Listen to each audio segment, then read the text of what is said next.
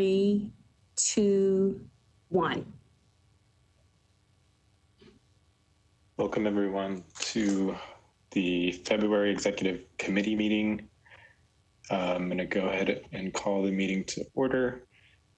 Start with the reading of the appeal statement. Pursuing to the provisions of section 2.68.030 of the Metropolitan Code of Laws, please take notice that decisions of the Metropolitan Government of Nashville and Davidson County Community Oversight Board may be appealed to the Chancery Court of Davidson County for review under a common law writ of cert. Any appeal must be filed within 60 days after entry of a final decision by the board. Any person or other entity considering an appeal should consult with an attorney to ensure that time and procedural requirements are met. I'm going to take roll here. I'll go down my list. Mr. Campbell-Gooch. Right here. Thank you. Ms. Ross. Present. And I think we're supposed to have Mr. Goddard. I know Mr. Sweeney has left the board, so either way, we have quorum. So I'll pass it to Mr. Pinkley for the electronic meeting statement. Thank you, Chair Martinez. Just to be brief, under Governor Lee's Executive Order 71, we're able to meet electronically. So to do so today, we just need a motion, a second, and an affirmative vote stating that we're meeting electronically to conduct essential business, and we're doing so electronically to protect the safety and welfare of Tennesseans. Thank you, Mr. Pinkley. Is there a motion?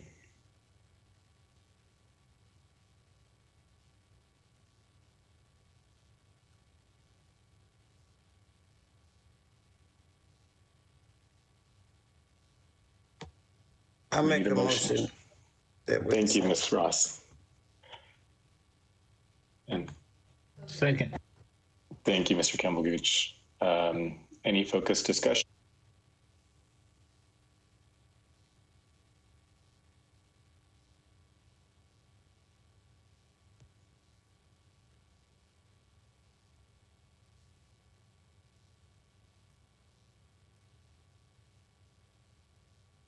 Can you hear me?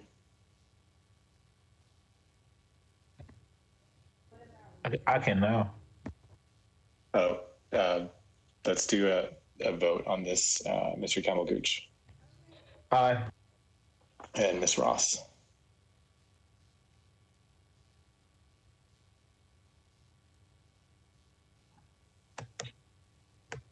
Aye. Thank you, Ms. Ross, and I vote aye as well. Next is the approval of the minutes.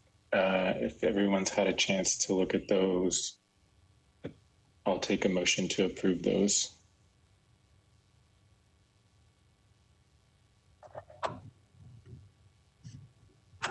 So I make a motion we approve the minutes. Thank you, Ms. Ross. I second. Thank you, Mr. Campbell-Gooch. Any focused discussion? If not, Mr. Campbell-Gooch? Aye. And Ms. Ross? Aye. No, I vote aye as well. I don't think Mr. Goddard has joined us yet.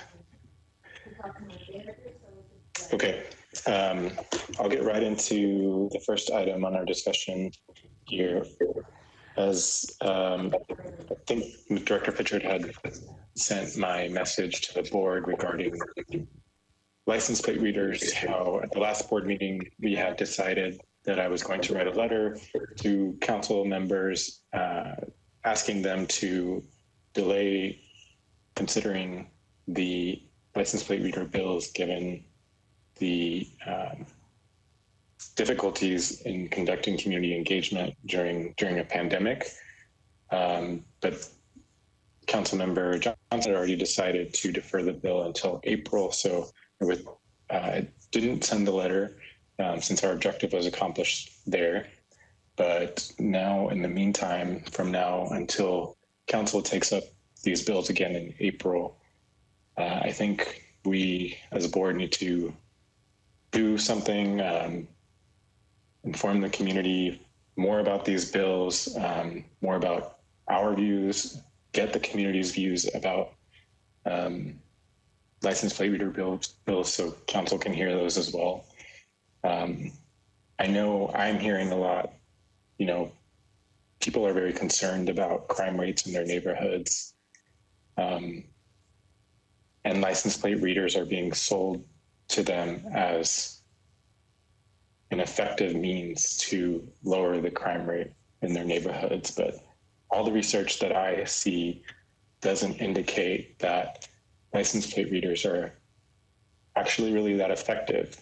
And I know the ACLU, Tennessee, in their letter about one of the LPR bills cited a statistic indicating that.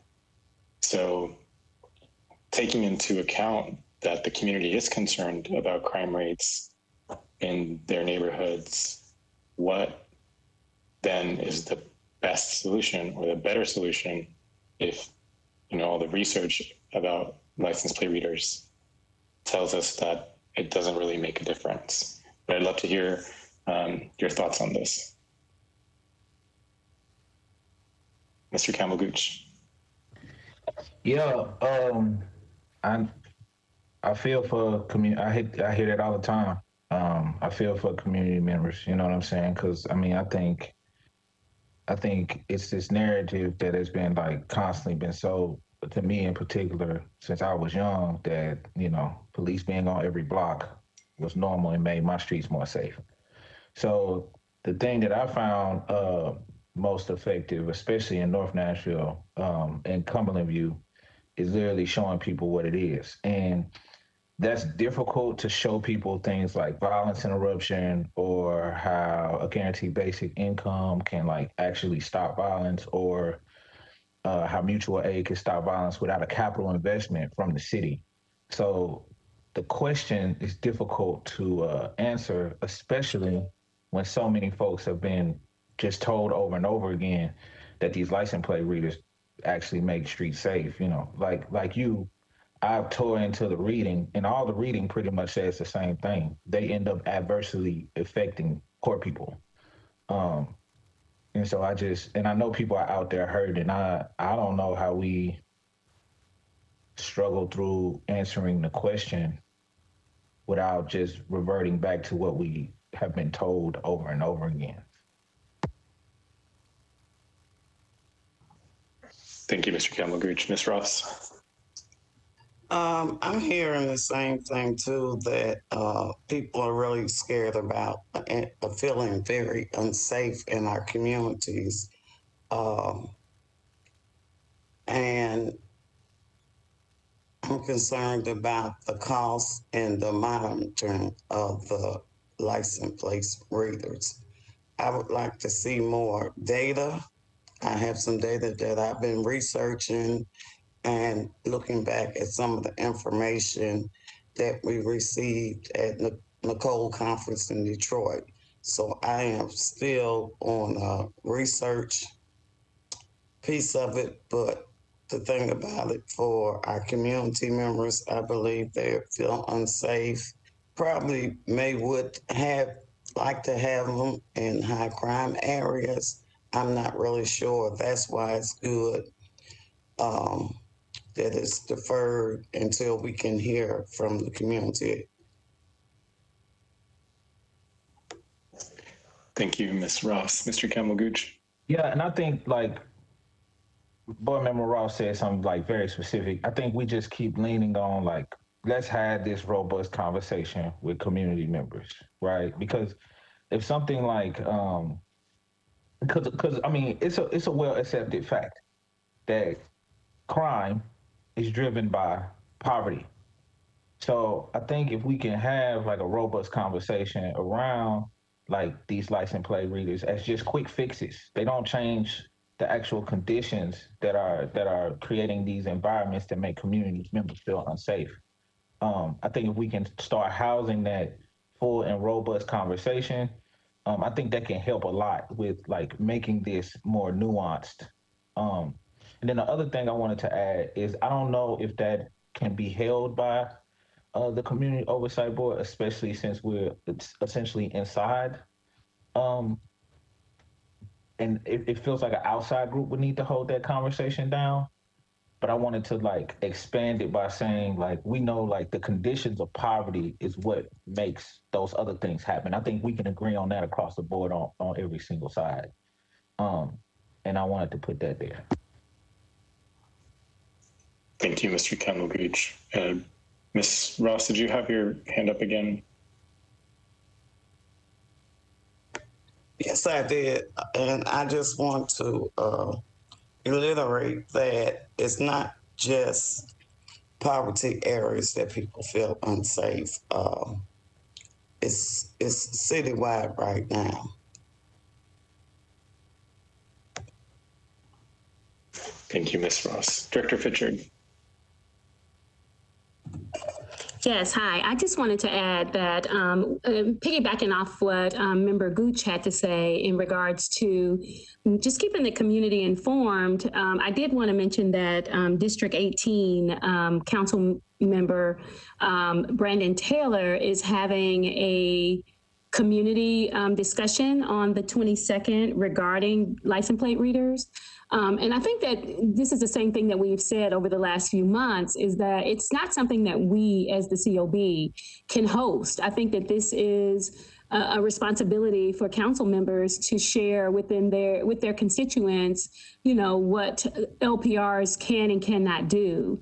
And so when he asked me to attend this panel discussion, you know, I'm willing to do it. And I appreciate the fact that this is the type of initiative that has to take place in order for the community to have a voice in this conversation and to really get educated on what license plate readers are. Thank you. Thank you, Ms. Ross. Mr. Campbell-Gooch. Yeah, it kind of came to me while listening to other folks. I think we're going to keep coming back to this same place until we have a robust conversation, right? Because what's evident is we can't police a problem away. Because if we were able to police a problem away, these problems would be gone. We've already invested billions of dollars, both locally and nationwide, into policing, and it does not work. And so I think we keep arriving back to this problem because we both have to expand what public safety means, reimagine it, and reframe it.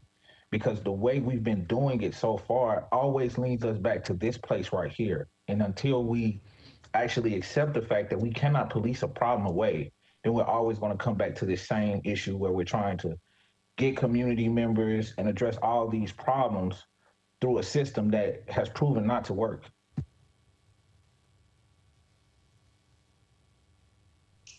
Director Fitchard. And I just want to bring Peter into the conversation because I think that, you know, as with his research, he's done some studies and read some studies that I think would be helpful in, you know, sharing with us some of the issues with license plate readers or what the data says about it. So if Dr. Valier's on the line, can you come in and talk to us a little bit about what you've discovered in those your research? Sure. So a lot of the research on license plate readers, it really depends on what outcome we're trying to get at.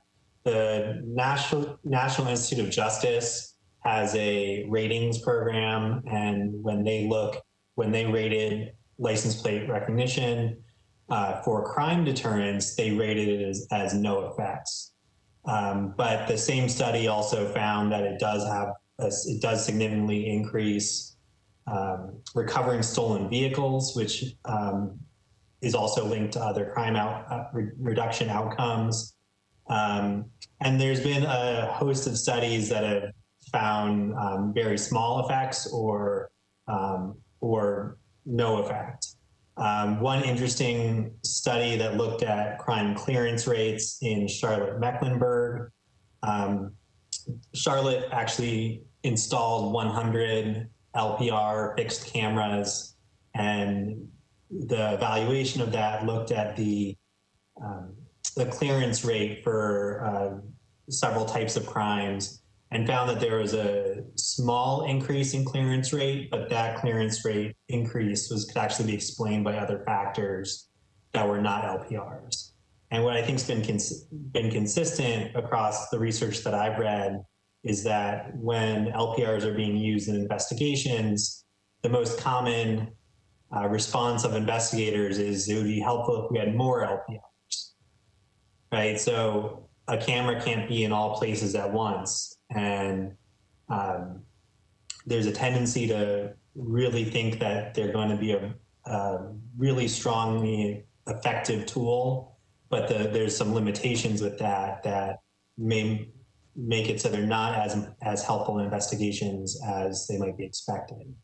But it really depends on what outcomes we're looking at. If we're looking at recovering stolen vehicles through immediate alerts to officers, they can be effective. But if we're looking at using them for investigating crimes or as a general crime deterrence, it's less likely that they will be. So I think there's a lot of specificity in some of the research that's, I think, important when we're thinking about how they're going to be used, whether they'll be used for alerts. I think, there's part of the proposal is to use them in Amber Alerts. So if a vehicle with a child who's missing and a vehicle license plate is known, that vehicle could be identified.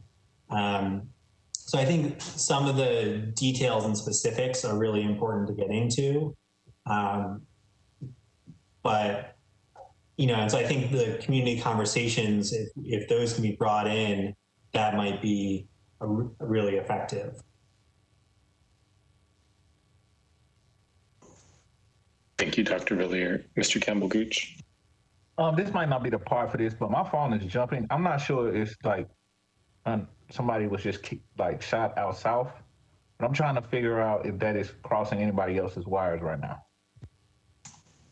Director Fitchard, can you jump in on that? Yeah, I was going to bring that up. So we got an alert that there was a foot chase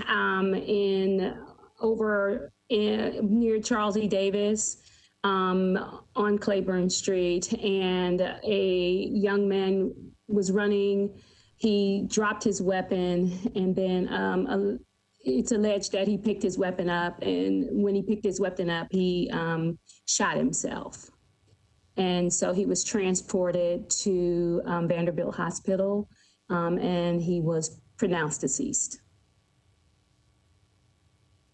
And so our team was notified, and someone from the COB, Mr. Clausey, Assistant Director Clausey, he responded to the scene. And since it is not a police-involved shooting, the TBI is not investigating, but Metro will investigate it. I think it's going to be the cold case unit, possibly. And that's all the information we have at this point. Thank you, Director Fitchard.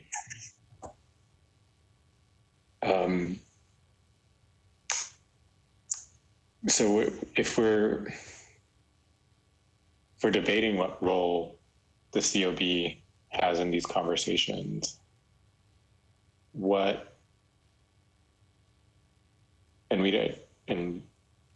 Mr. Campbell-Gooch, you bring up a point that we may not be the best ones to, facilitate these conversations because we're kind of on the inside. So what role do you think that we can play then? Ms. Ross? I think like Jill stated that it should be under the Metro Public Safety Committee of the Metro Council, and that we can just be part of the listening group.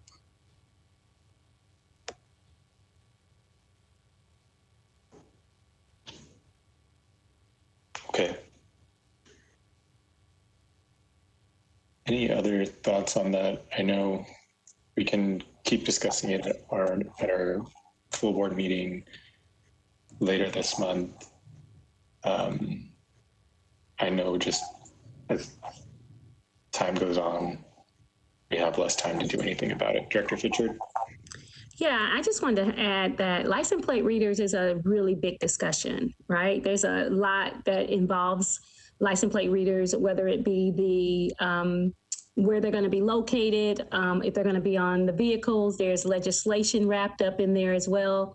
And I just think that it's something that the city leaders and the police department, as well as ourselves, in our community, we need to really think about, the effects that it will have on communities. And it's not something that we should move into and rush into. It's something that needs to be really looked upon, thought about, and everyone's voices considered.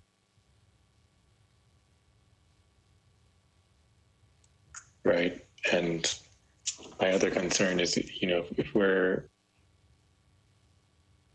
having if there's broad usage of license plate readers, and it's not just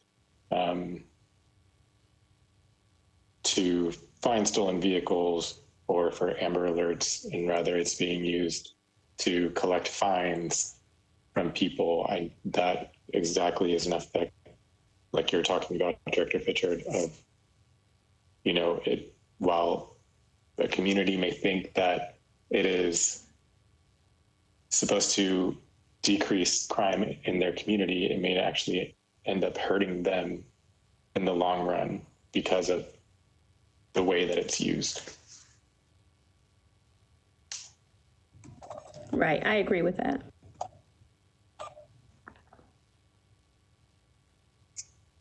Well, there's nothing else on that. I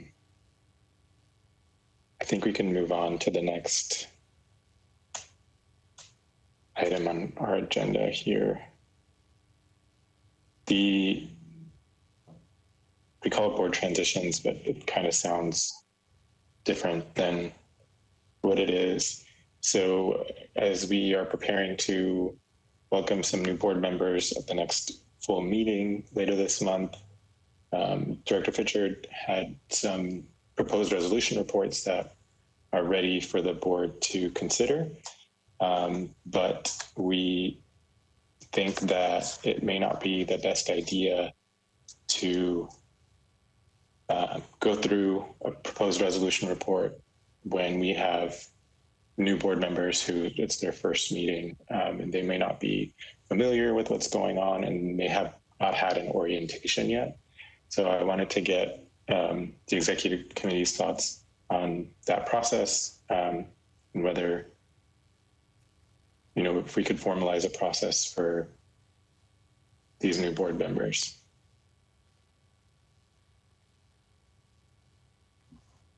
And Director Fitchard, if you wanted to talk more about that as well. Yeah, sure. So we have I worked really hard on a PRR. Mr. Pinkley worked on it as well. And then I decided that we had two things going on. Number one, we wanted to change the rule regarding the amount of time that we have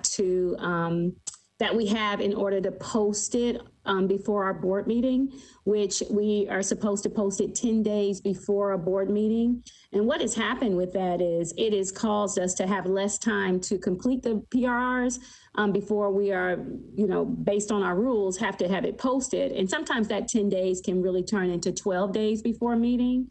And so that was one of the things that we were going to talk about in the rules committee, to maybe take that time, instead of it being a 10-day rule, bring it down to maybe a 5-day rule or a 7-day rule. And so with that, I was also thinking about, and I shared this information with Chair Martinez, is we're going to have the possibility of having 3 or 4 new board members come on for our board meeting this month. And, I didn't think that it would be I thought it would be a little confusing to them to start off on their very first meeting with making decisions on a PRR, and they have no really knowledge or background or orientation on how that process works.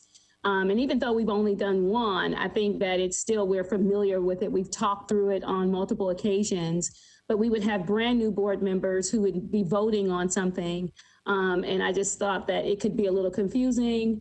And it would be best to put it off for the several that we'll have in the month of March. If that's something that you would consider, that I think that would be a good route to go. So, yeah, that's all I really had to say about that, and give you guys some time to think about that. And of course, we need to talk about the orientation part, but if you want to talk about the PRRs initially and what's your thoughts on it, that would be good. And then we can move into like orientating our new board members and making certain that they are really dealing. I think one of the biggest issues here is the orientation and the participation in this civilian, the police academy, the civilian police academy, because we're not having that. And so that's a whole nother topic I wanted to discuss today in regards to how that fits in with the legislation that they have proposed. So I'd like to start with the PRR thing, though. Thank you, Director Fitchard. Ms. Ross. Yes, that was my concern also, Jill, mainly that we had 3 new board members last year. And did they ever go through the Citizens Police Academy training? And then you have 4 new board members coming on. So that would be 7 people possibly that have not done any training with that police academy. And I think the police academy training was very helpful, particularly in that you're going to be looking at I forget how many you said, PRRs. But I think that the board should postpone the reading of the PRRs for the next meeting and maybe have a call meeting somewhere in March after orientation. Yeah, thank you. I was going to say also, so last year, because of the pandemic and of course, really the tornado and then the pandemic, there were several Citizens Police Academies scheduled, but because of those, those circumstances that happened, they canceled those. And so board members were unable to attend the Citizens Police Academy.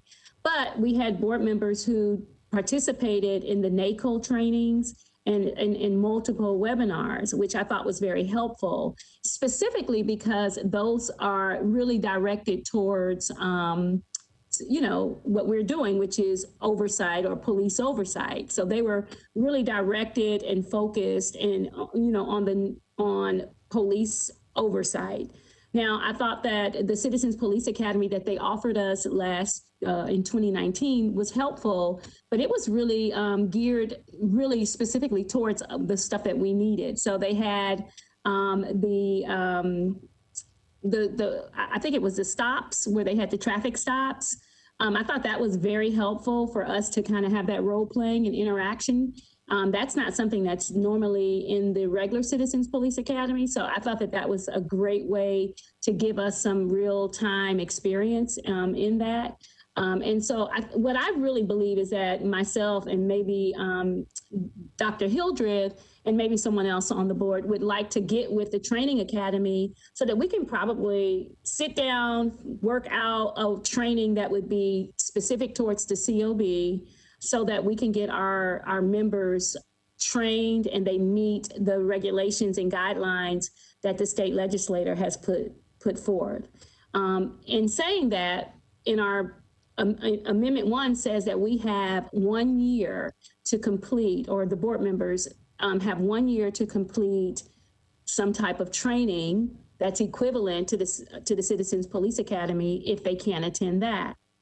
And this new legislation basically strips that equivalency part away, and it just says that they have 6 months, and that if they don't, if a member is not in compliance within that 6 months, then the board is inoperable until that member is up, gets up to speed or is able to get into a police academy.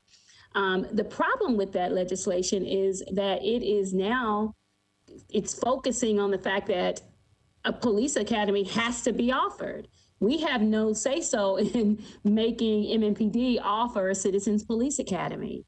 And so I think that it just continues to be an arbitrary process when it doesn't have to be. So putting off the PRRs, I think, is good. Todd has created an orientation package to give to new members to kind of go over the Sunshine Law. Just different things that are pertains to the board specifically. I think some information about Robert's Rules of Order and stuff like that. So he has put that together. He gave that to our new members last year. But I think that we need to do a better job at orientating our new members.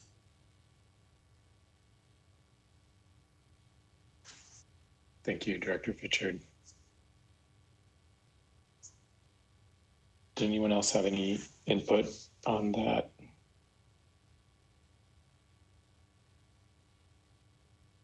So we'll hold off on the PRRs for this month and consider them next month. Or there was one. Will there be another one ready for the next meeting as well? Yeah, I anticipate we will have several. We'll definitely have more than one. I think if we can get it, I think we could have at least 3 ready, if not 4. Great.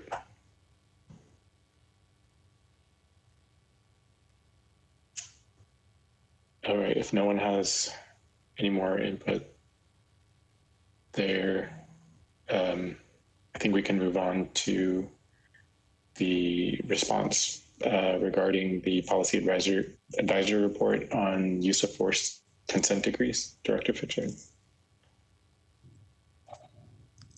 Yes, so let me pull it up, sorry. A few days ago, I want to say it was last Friday afternoon, I received a letter from Chief Drake regarding the consent decrees and the use of force consent decree. And what it is it's a letter that is laid out, it spells out the recommendations and their response on whether they accepted, partially accepted, or did not accept or rejected the proposal. And so there was a lot of them in here. I was very pleased to see that they accepted a lot of the recommendations. The recommendations that were put forth by the Policing Policy Commission were also some of the same recommendations that we had put forth. And so I'm going to kind of hand this over to Dr. Valier, since he created the policy advisory report. And he is very familiar with each one of the recommendations. But I think overall it was a really good a letter in response on the things that needed to happen as it pertains to MMPD's use of force policies. So Dr. Valier, can you help us out? Yeah, thank you. So the report made 7 recommendations, and MMPD accepted 5 of them and partially accepted the other 2. Of these, recommendation 1 was to review policies, procedures, and training to ensure consistency between them, and they accepted that recommendation. The board recommended that supervisor training should when officers are promoted to a supervisor, as well as during annual in-service for supervisors, should focus on conducting use of force investigations. That recommendation was accepted. Recommendation 3 was to create crisis intervention team and work closely with civilian mental health professionals, and that also was accepted. Recommendation 4 was to categorize all use of force above unresisted handcuffing into 3 levels that will guide the reporting and investigation of the use of force. And that was partially accepted. They're reviewing the use of force processes and the recommendation for revising the trigger for reporting. So the categorizing force above unresisted handcuffing was accepted, and the portion of the recommendation to categorize them into levels they said was under consideration. Recommendation 5 was to institute a force investigation team that would investigate both the criminal and administrative aspects of serious uses of force, hopefully to streamline the investigative process and to improve some of the use of force expertise. And that was accepted, and the response is that they're working to create and formalize those processes and revise any necessary MOUs or agreements in order to change that. Recommendation 6 was to track and analyze use of force and create an annual report, and that was accepted. And recommendation 7 was to create and publish an interactive dashboard of monthly or quarterly use of force statistics, and that was partially accepted. And it seems like they're working in order to try to make this happen, and trying to make data available, but there's limitations to the Metro government website. And that's also something that I've had conversations with ITS about, that there's limitations on what can be on the website currently, and some of the interactive dashboards may be more challenging to put online. So hopefully this should change as the new website for Nashville.gov is rolled out, which hopefully will be in the near future. And those are the 7 recommendations made in the consent decrees report. The report also highlighted a recommendation from the 8 Can't Wait report, which was issued in June, and the police department responded to that recommendation. That recommendation was that de-escalation tactics be required, and that physical force should be used as a last resort. And they partially accepted that recommendation, stating that they're conducting a comprehensive review and clarifying requirements for de-escalation, but they did not accept the portion of the recommendation on using the language of using force as a last resort. So I think their letter makes it really clear that they engaged with all of the recommendations that the board made, and have accepted the majority of them. And the ones that were partially accepted it seems as though the spirit was definitely accepted from those recommendations, and the portions that were possible for the department are being enacted.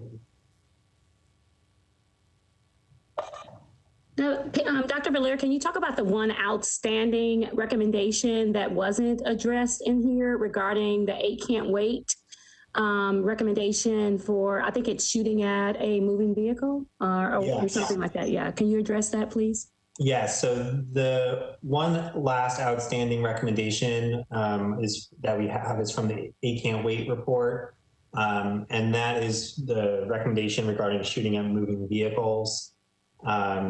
That we did not address that in the consent decrees report, but we did address that in the 8 Can't Wait report, and we have not received an official response on that yet. So the other 2 recommendations from the 8 Can't Wait report, we have received responses on.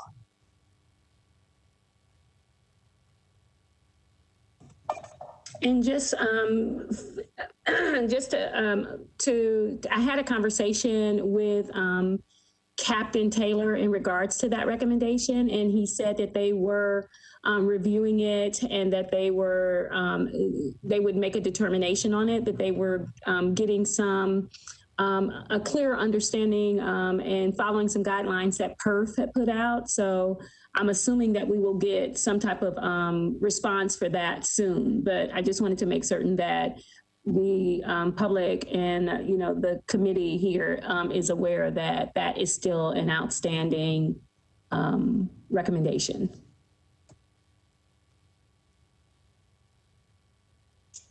Thank you, Director Fitchard and Dr. Villier. Any questions for them regarding those responses?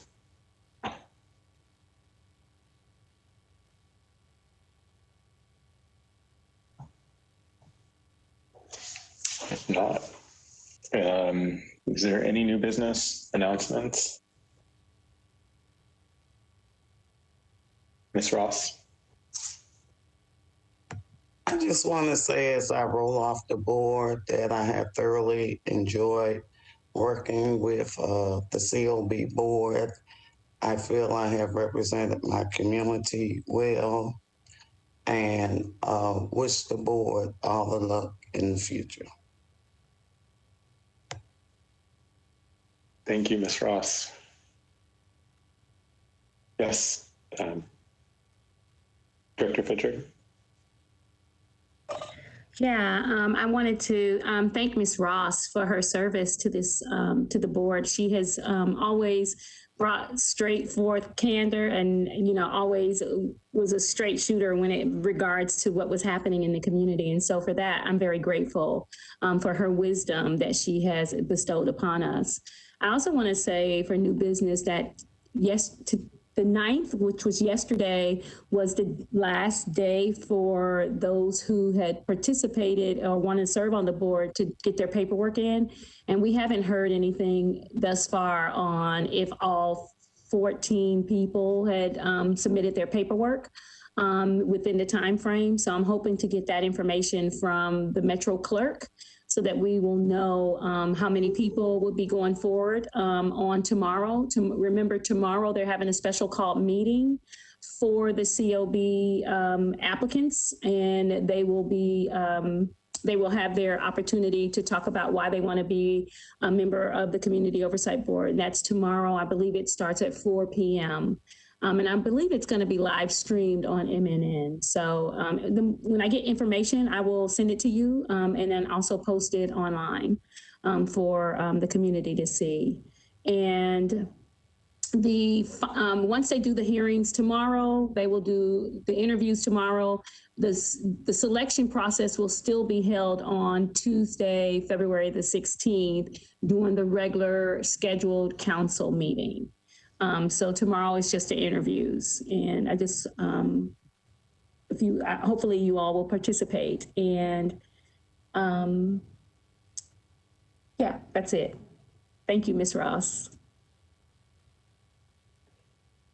Thank you, Director Fitchard, and thank you, Ms. Ross, for all the work and the long hours you've put in since the beginning.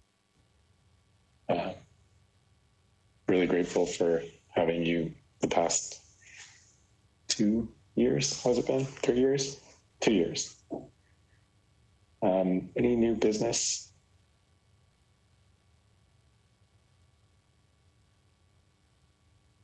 I'll add, Director Fitchard, I don't know if your hand was still up or.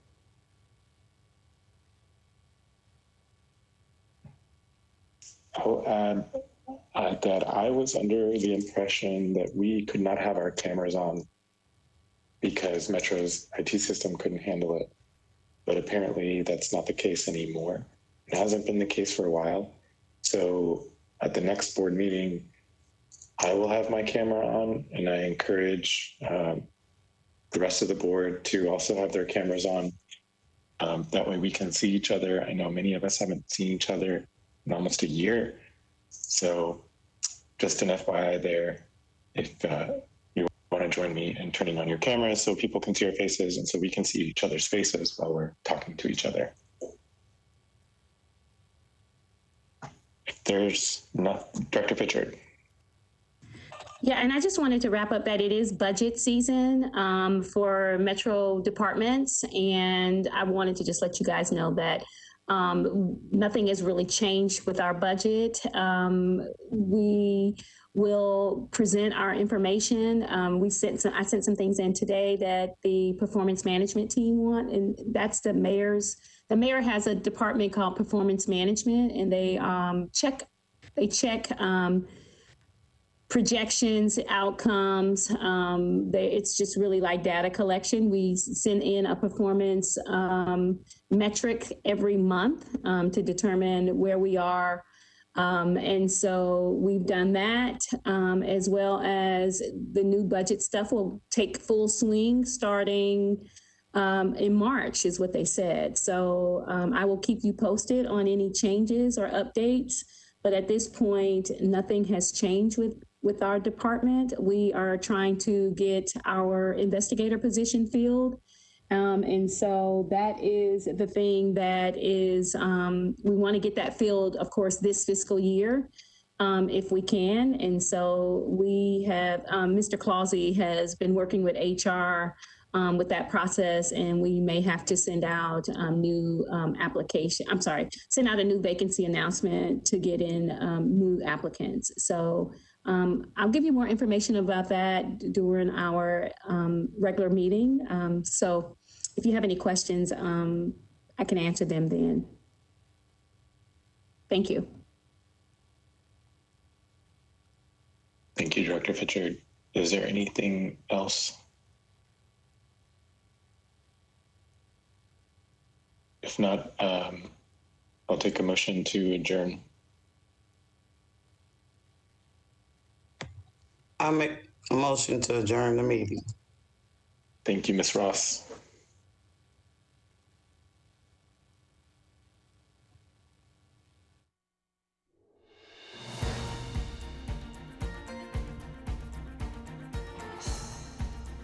This has been a service of the Metro Nashville Network. If you would like to see this presentation again, or for more information about this and other programs, visit nashville.gov.